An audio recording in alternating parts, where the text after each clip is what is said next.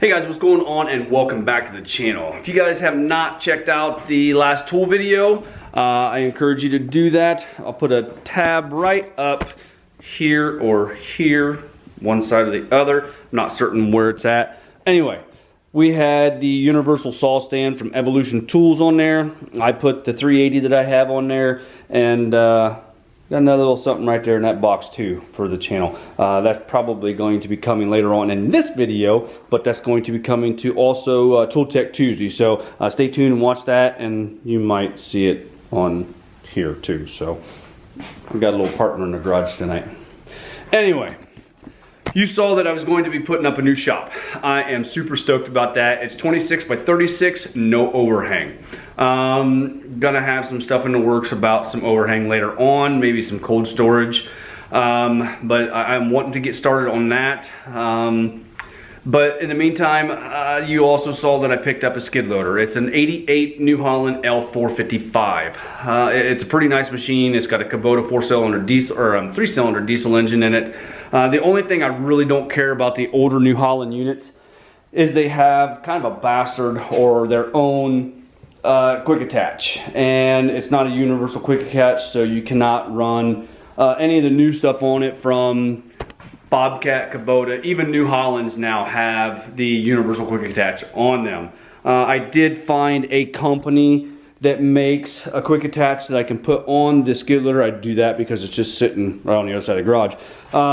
But it's like $3,200 for that unit or for that piece of steel, and I can't justify spending that much money on that machine because I won't see a return out of it. So we're going to make the best out of what we have to work with for at this point in time. The other thing I really don't care for is the pallet forks that came with it.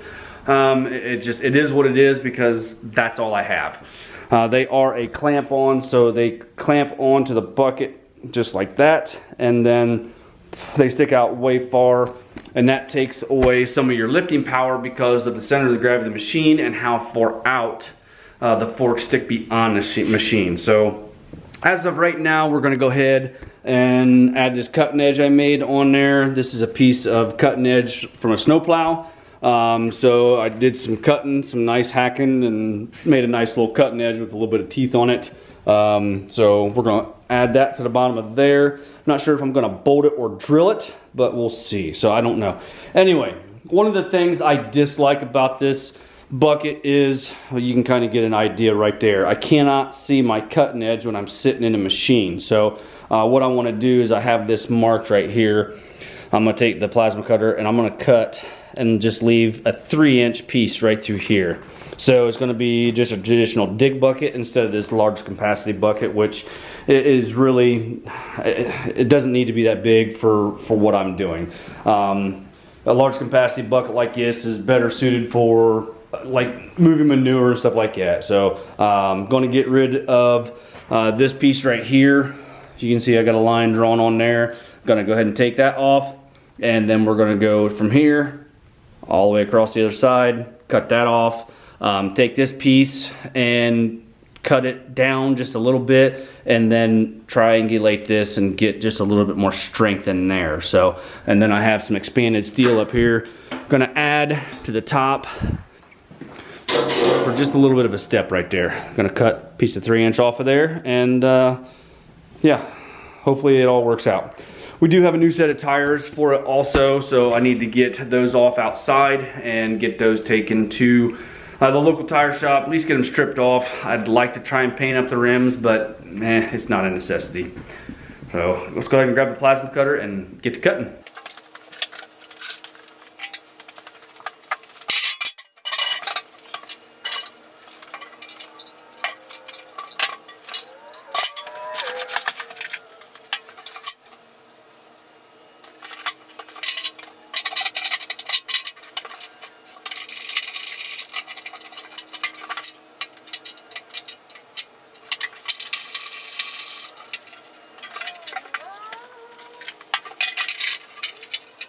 Alright, what I did for a cutting edge, or a straight edge, is I just took this cutting edge I'm going to be putting here, and I clamped it down right where my point is, or my cutting edge, or the actual point that I'm going to be cutting with, so I can just run my plasma cutter right along that and be fine. And then I'll come back and I'll run it right along that edge, and hopefully everything is good then. So I guess here we go.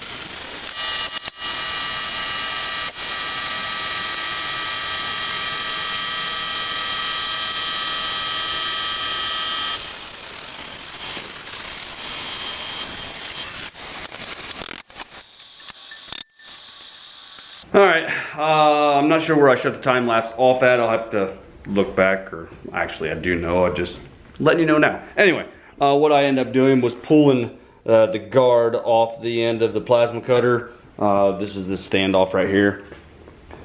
And that's what keeps your tip off of your material so you can cut. What I did was I pulled that off of there to get this piece ready to go, and I laid my plasma cutter like that on the edge and pulled it right along there and cut the rest of that off there. I know you guys didn't see me cut that lip right there off. Come on. I cut that lip off. That was out here and rolled over. I'm gonna go ahead and take this outside and start grinding on it, clean the edges up just a little bit, clean that edge up all along there, all the way through. This edge should be fine. Got two bare edges right there because I'm only gonna be welding from this edge to this edge. So this is pretty much, I may take and clean this off just a little bit. We'll see. I'm not certain what I'm gonna do yet with that, but it's good enough to weld. Throw a couple clamps on there, and we should be good to go, because it's gotta have to be welded all the way around on all four sides. So got a lot of welding to do to get this ready, but overall shape, very happy with it. Got to get it hooked up to the skid loader so we can make sure and see if we can see that edge or not. Right here, you can just barely see that edge. So I'm hoping, I brought this stool over here and kind of set it just about as far away as the bucket is, or about as far away as you're sitting from the bucket. So hopefully we'll be able to see that edge, I'm hoping. If you lean up a little bit and lean forward, the only other thing I can do is cut this and angle it down. So go ahead and get it cleaned up and do some welding. All right, I did get quite a bit done. I took it outside, did some grinding on it, brought it back in here, got everything welded up. There's only so much welding footage I can do for you guys, so I just went ahead and welded that piece in there and called it a day. One last thing I have to do, actually two last things. This isn't 100% important, but I do want to put that right here, someplace in the center, to have you know, a nice place to stand or step into the machine. And then I want to get the cutting edge on there. What I'm having, focus man, what I'm having an issue with is how I want to put this cutting edge on. Whether I'm going to bolt it or whether I'm just going to go ahead and weld it. I think I would really like to bolt it, because if I do want a smooth edge on there, I will be able to take this one off and still have a smooth edge, or get another one and make a smooth edge out of it. Because you can see this one right here, it has quite a bit of wear in it. You can see this has been well used on a hard surface for a long while, almost like it's been drugged down the road. But anyway, I'm gonna flip it up over one more time, so it's basically laying upside down. Put a block under it, get it as square and as level as possible, just somewhat. Then I'm gonna lay the cutting edge on here and try and decide how I want to fasten that on there. All right, I got it placed on there. I got it marked off where I wanted it. I clamped it down, and then I marked through all the holes on the bottom of the bucket where I wanted to place it, and then just like that. So now I have broke out that new tool that's in that little box. So you guys are gonna get a sneak peek before tomorrow's video when I actually do an unboxing of this tool. So this is Evolution's mag drill. This is a mag 28. They have a couple of different drills. So this is gonna make life pretty easy for me to be able to drill this hole. And then I got some annular cutters.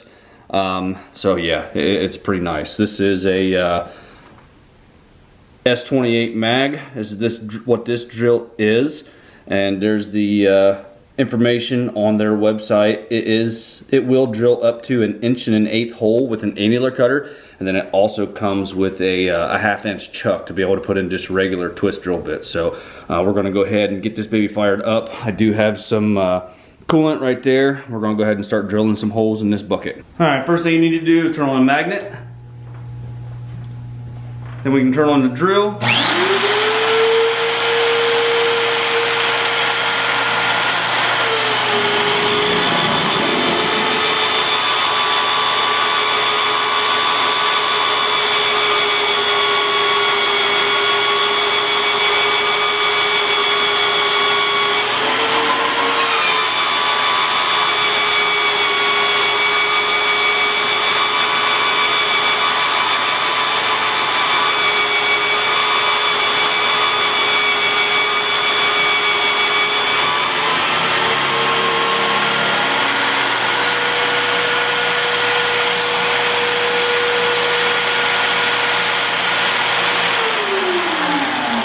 All right, after that first one, I had some issues. Where'd that bit go?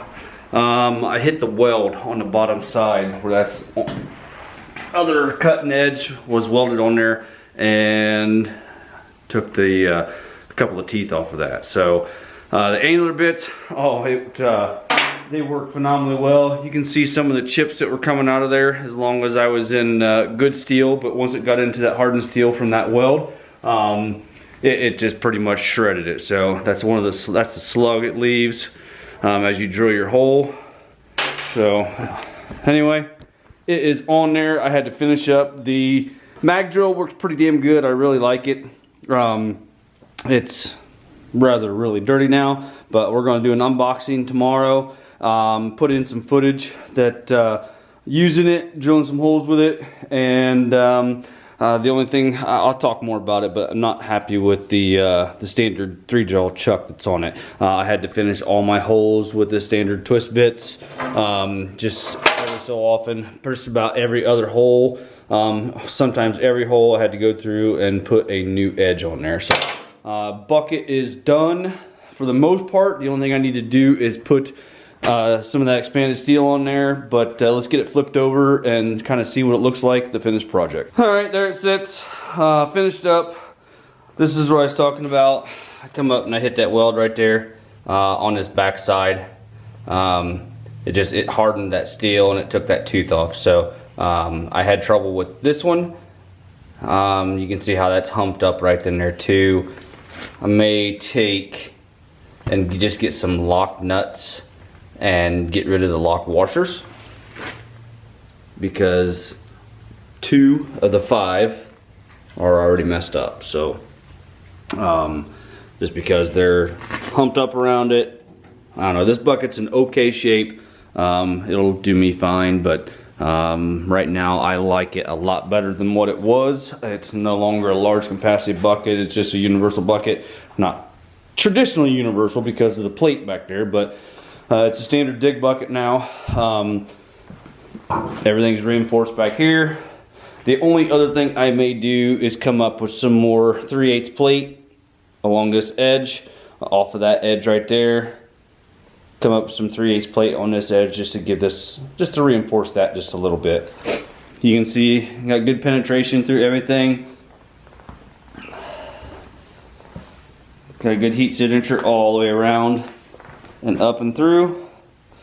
So everything looks pretty darn good. Pretty happy with it. now we just got to get it on a machine and see how it works and see if I can see my cutting edge. Right there we can see it. So yeah, I'm hoping once I get it on the machine I can see the cutting edge and everything will be fine. The only other thing is where those strips are there, there, and there is get some more of that cutting edge material right there, cut some of those 3-inch strips and come back just so you don't wear the heel of the bucket out as you're going through. But I really don't think it's going to be an issue because this bucket will probably be junk before that would ever happen. So it'll suit me fine for now. The issue is because of the type of quick attach this is, finding attachments for it is really difficult. I did look into switching that machine over. I think I said something once before, but it's just going to be quite costly to switch that over to the universal mounts, like $3 grand to put one of the universal mounts on there. And I paid right around $5 for the machine. Putting a 3 in it, it's not an $8,000 machine, so I'm going to be losing money at that point. Anyway, that's pretty much all I have. Remember, tomorrow night is going to be the Evolution mag drill. This is the mag S, the S28 mag, sorry. Happy with it. Just a couple of things that I'm not happy with at all. I don't know. I think the 3-jaw chuck is one of them. So anyway, other than that, the drill itself works well. The annular cutters work well in there. Just the 3-jaw, yeah. I'll go over it later. I'll go over it tomorrow. Kind of getting ahead of myself. This isn't a tool video. This is just a working video. Anyway, if you don't mind, hit that like button, give me a thumbs up, subscribe if you have not already done so, and we'll see you guys in the next one.